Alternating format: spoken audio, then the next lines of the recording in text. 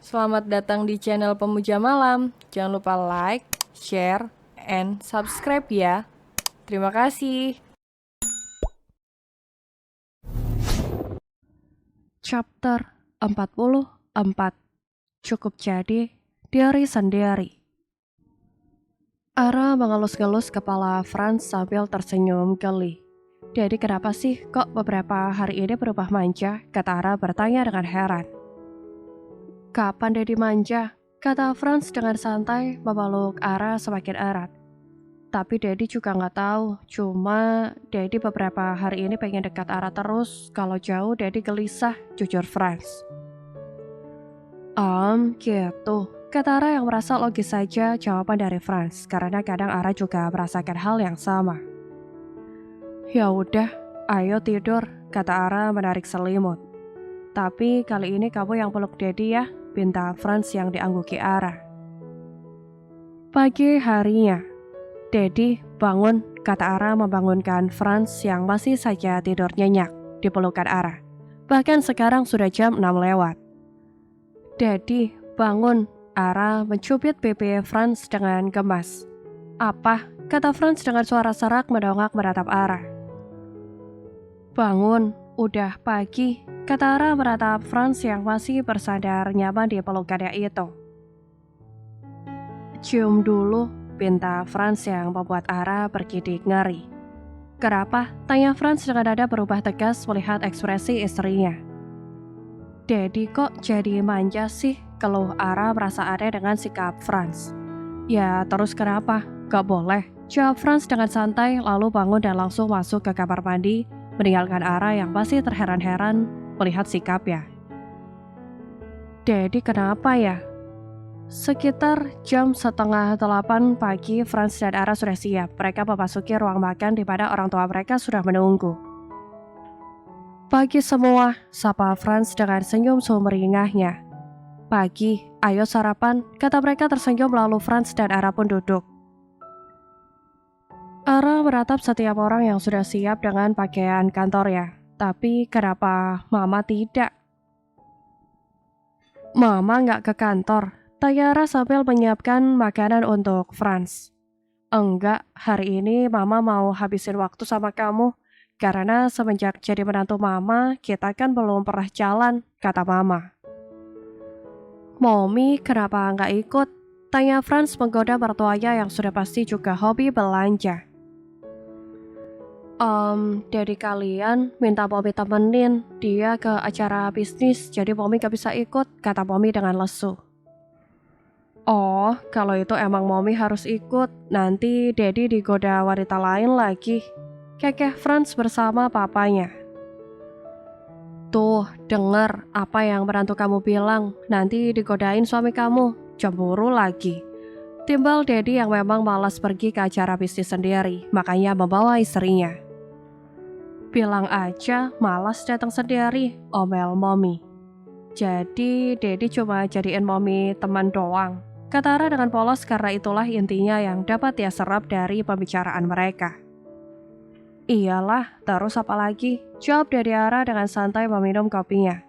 Ih, jahat, komplain Mama yang merasa sakit hati sebagai seorang wanita mendengar ucapan Dedi.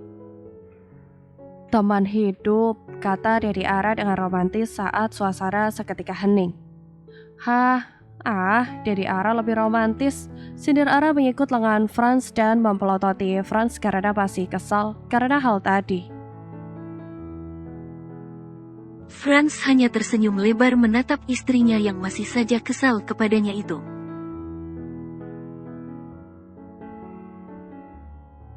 Selesai sarapan, Franz mengeluarkan dompetnya lalu memberikan Ara sebuah kartu. Ara, ada kok Dedi, kata Ara menatap kartu di atas meja di hadapannya. Tidak mau menerima nafkah dari Dedi, kata Franz dengan santai tapi terasa begitu tegas di telinga Ara. Ara dengan cepat langsung mengambil kartu itu karena sadar ucapannya melukai perasaan suaminya.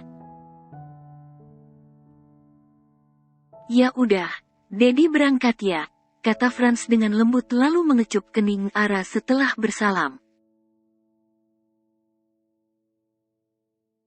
Cie, kata para orang tua itu dengan jahil menggoda anaknya.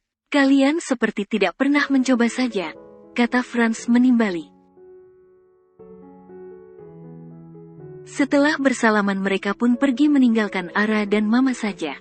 Ya, saat tinggal berdua saja, tentu saja Ara merasa canggung bersama dengan Mama saja, karena selama ini mereka belum pernah saling dekat, apalagi Ara yang amnesia.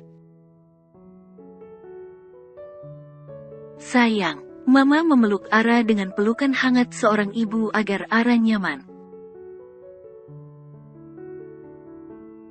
Mama tahu Ara canggung, tapi terbiasa ya, dan satu lagi, anggap Mama ibu kamu bukan mertua, kata Mama dengan hangat. Tapi Ara meremas jari-jarinya merasa semakin gugup. Hei, kenapa begitu sih, Nak? Senyum Mama Franz hangat menatap menantunya itu. Lalu Mama merangkul Ara dan mengajaknya berjalan. Ara tahu, sedari dulu Mama pengen banget punya anak gadis, tapi sayangnya Mama nggak bisa, kata Mama Franz mulai bercerita sambil berjalan menggandeng Ara. Kenapa? Lalu Ara dan Mama saling bertanya jawab sampai hubungan mereka itu mengalir dengan sendirinya. Mama itu beliin Ara set fashion limited kemarin. Kami berdua yang milih dengan Mommy Ara, kata Mama saat sampai di kamarnya. Wah, takjub Ara saat menatap dress putih dengan bawahan bergelombang yang sangat mewah di lemari mamanya. Ara suka kan? Tanya Mama mengambil dress mewah dengan hiasan gold di bagian bawah itu lalu mencobakan pada Ara. Tapi ini terlalu bagus Ma buat Ara, kata Ara merasa tak pantas untuk memakai baju semewah itu. Iya dong, buat menantu Mama kan harus yang terbaik, cuma kamu doang yang punya baju seperti ini.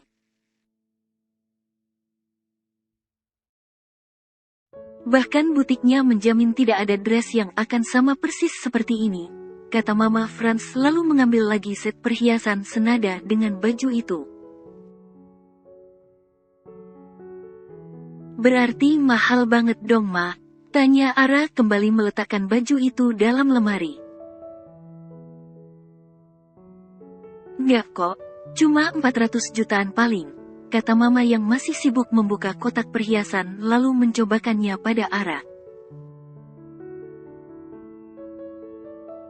Hah, Mama nggak ngerasa rugi beliin Ara baju semahal itu? Heran Ara. Mungkin Ara memang anak konglomerat yang terbiasa dengan gaya hidup mewah sedari kecil, bahkan bergelimang harta yang kalau belanja tak akan pandang harga seperti Mama Franz. Tapi amnesia membuat kepribadian dan pola pikir Ara juga jauh berubah dan sulit percaya dengan keadaan.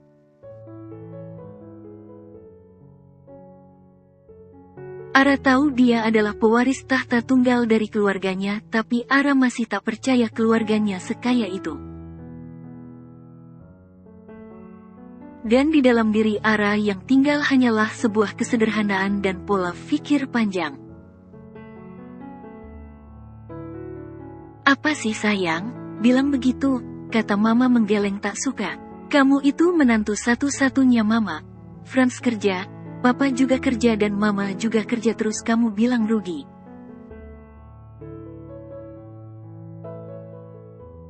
Cuma kamu yang bakalan habisin uang hasil kerja keras kami, siapa lagi? Kata Mama dengan hangat. Ara menggaruk kepalanya mendengar ucapan Mama, bukankah mertua itu tidak suka jika menantunya menghambur-hamburkan uang? Mama kok beda, heran Ara. Ayo siap-siap, kata Mama pada Ara.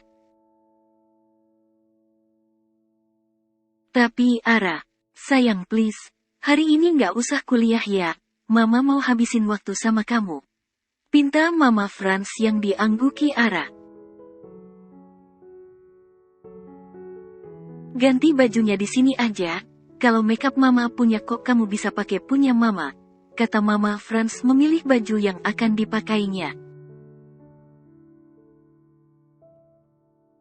Mama ganti baju dulu ya, kamu tunggu di sini, kata Mama menuju ruang ganti. Ara memilih duduk saja di ranjang menunggu Mama. Sekitar 10 menit Mama sudah keluar dari ruang ganti. Ara menatap dengan kagum gaya mamanya. Glamor dan fashionable, bahkan dari melihat saja orang-orang sudah tahu harga pakaian yang dipakainya. Mama cantik pakai baju ini nggak, Ra? Tanya Mama kurang pede. Cantik, Ma, kata Ara dengan mata berbinar. Lalu membantu merapikan sedikit baju Mama. Ya udah, ayo Mama dandani kamu, kata Mama dengan semangat mengajak Ara ke ruang ganti sambil membawa dress tadi. Ara berdiri terpaku menatap dirinya di cermin. Dress selutut dengan atasan tali tipis itu terpasang dengan indah di tubuh Ara. Apalagi saat Mama memakaikan kalung berlian berliontin kupu-kupu di leher Ara yang sangat indah berkilau. Ma, Ara hendak menolak saat Mama akan mengikat dan menata rambut Ara. Menantu Mama emang manis, pantas Franz tergila-gila. Kekeh Mama memberikan lipstik di bibir Ara saat ingat perjuangan anak untuk menikahi gadis kecil ini. Tunggu bentar. Pinta Mama terakhir mengambil tas dan heels. Jadi Mama beneran beliin Ara satu set, kata Ara memakainya dan menatap dirinya setelah siap. Ayo berangkat sayang, senang Mama mengambil tasnya. Kita mau kemana, Ma? Tanya Ara saat mereka duduk di mobil. Temenin Mama arisan sebentar ya sayang, kata Mama begitu semangat dan sepertinya sedang chattingan dengan teman-temannya.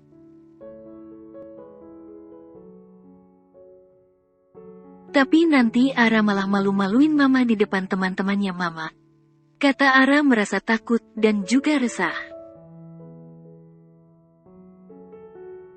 Sudah pasti temannya Mama dari kalangan orang berkelas semua. Ara sayang, berhenti insecure, cukup jadi diri sendiri, jangan pernah merubah kepribadian kamu dan kamu itu menantu Mama serta Mama bangga dengan kamu yang apa adanya, kata Mama.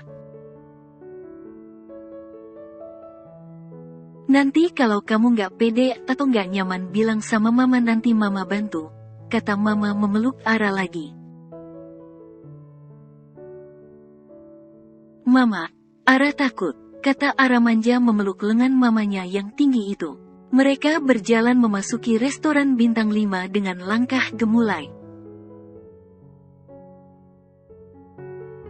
Anak Mama harus berani tampil dong, santai, anggun dan jangan pernah menunduk, ingat yang di dalam sana kejam, kata Mama tertawa. Ih, dulu Mama ketemu kamu itu sangat jahil dan nakal serta yang paling mencolok, tidak mau diinjak-injak orang lain. Ini kok malah jadi pemalu dan takut sih ketemu orang-orang baru, kata Mama Franz mulai membalikkan memori masa lalu Ara. Serius Ma, Ara nakal? Tanya Ara. Iya. Lalu anak dan ibu itu memasuki sebuah ruang VV di dalam resto di mana sudah berjejer pada sosialita kelas atas. Dan dari sinilah keberanian dan rasa pede Ara muncul, apalagi melihat tatapan mereka. Bersambung.